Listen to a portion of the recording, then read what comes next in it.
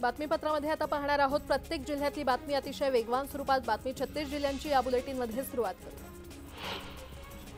राज्यात पावसाचं पुनरागमन झालं असून पुढील काही दिवस पावसाचा जोर वाढणार असल्याचा अंदाज भारतीय खात्यानं व्यक्त केलेला आहे। महाराष्ट्रातील काही जिल्ह्यांसाठी रेड अलर्ट तर काही जिल्ह्यांना ऑरेंज अलर्ट जारी करण्यात आलेला आहे। पुण्यासह 5 जिल्ह्यांना सतर्कतेचा इशारा देण्यात आला आहे।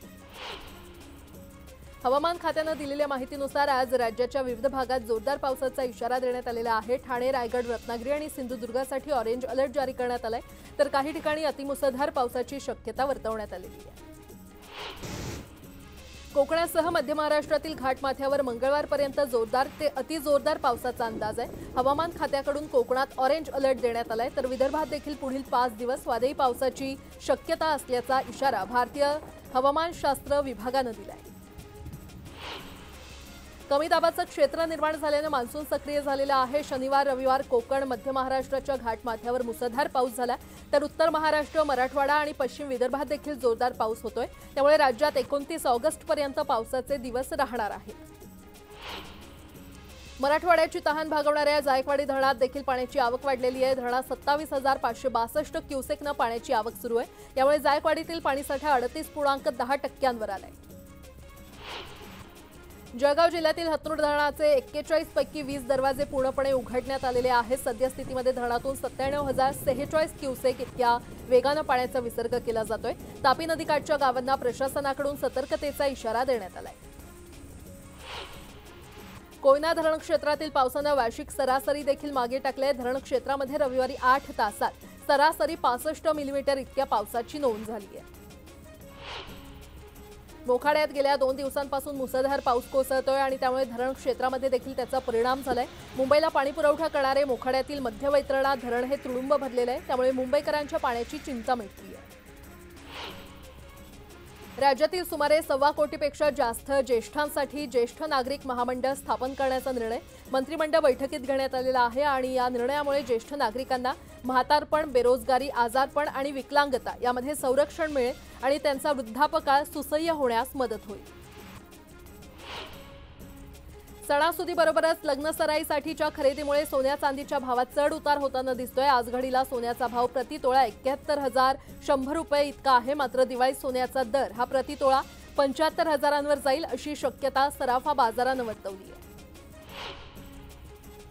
गोकुळ अष्टमीनिमित्त फुलांना मागणी वाढल्यानं दरात वाढ झालेली आहे। गोकुळ अष्टमीच्या दुसऱ्या दिवशी गोपाळकाला असल्यानं फुलांच्या मागणीत वाढ झाली आहे।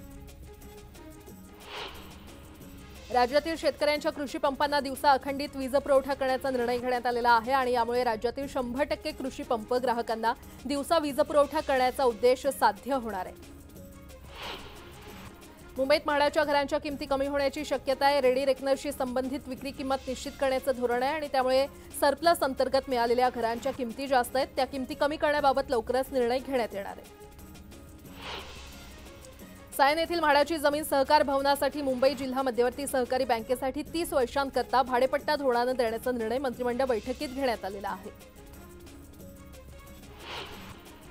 विविध प्रकल्पातील शिल्लक राहिलेल्या 902 घरांच्या विक्रीसाठी सिडकोनं योजना जाहीर केलेली आहे। यात पंतप्रधान आवास योजनेतील 213 घरांचा समावेश आहे आणि या घरांच्या किमती 20% कमी करण्याचा निर्णय सिडकोच्या संबंधित विभागानं घेतलाय।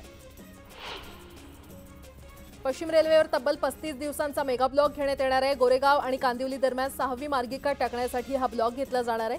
27 आणि 28 ऑगस्टच्या रात्रीपासून हे काम सुरू करण्याचा तात्पुरता निर्णय घेण्यात आलेला आहे।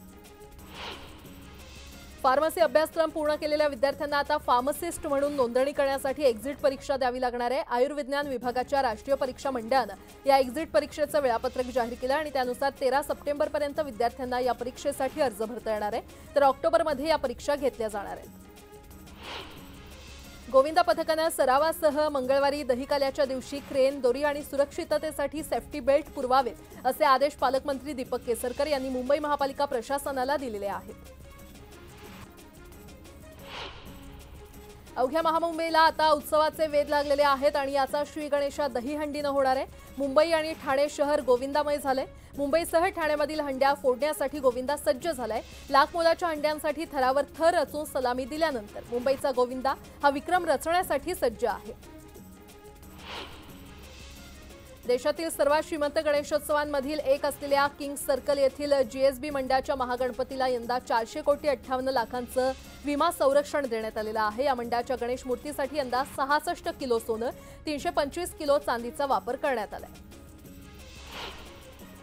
मुंबई पालिका कार्यक्षेत्रातील फेरीवाल्यांची एक शिखर समिती आणि 7 परिमंडळाच्या प्रत्येकी एक याप्रमाणे 8 समित्यांसाठी 29 ऑगस्ट रोजी निवडणूक होणार आहे। निवडणुकीसाठी नियुक्त केलेले अधिकारी कर्मचारी मिळून सुमारे 650 जणांना पालिका आज सोमवारी विलेपार्ले पूर्वेतील मास्टर दीनानाथ मंगेशकर नाट्यगृहात प्रशिक्षण देणार आहे। बुलेट ट्रेन प्रकल्पातील नर्मदा नदीवरील पुलाच्या 25 वेल फाउंडेशनपैकी 19 वेल फाउंडेशनचं काम पूर्ण झाल्यानं प्रकल्प पूर्णत्वाच्या दृष्टीनं हा महत्त्वाचा टप्पा लवकरच पार होणार आहे। हा पूल सुरत आणि भरूच बुलेट ट्रेन स्थानकादरम्यान नर्मदा नदीवरील 1.4 किलोमीटर लांबीचा नदीपूल आहे, जो बुलेट ट्रेन प्रकल्पातील गुजरात भागातील सर्वाधिक लांबीचा नदीपूल ठरणार आहे। यासोबतच इतरही काही महत्त्वाच्या बातम्या आपण पाहणार आहोत। तुर्तास एक छोटासा ब्रेक घेऊन लगेचच परत येतोय। पाहत रहा न्यूज 18 लोकमत।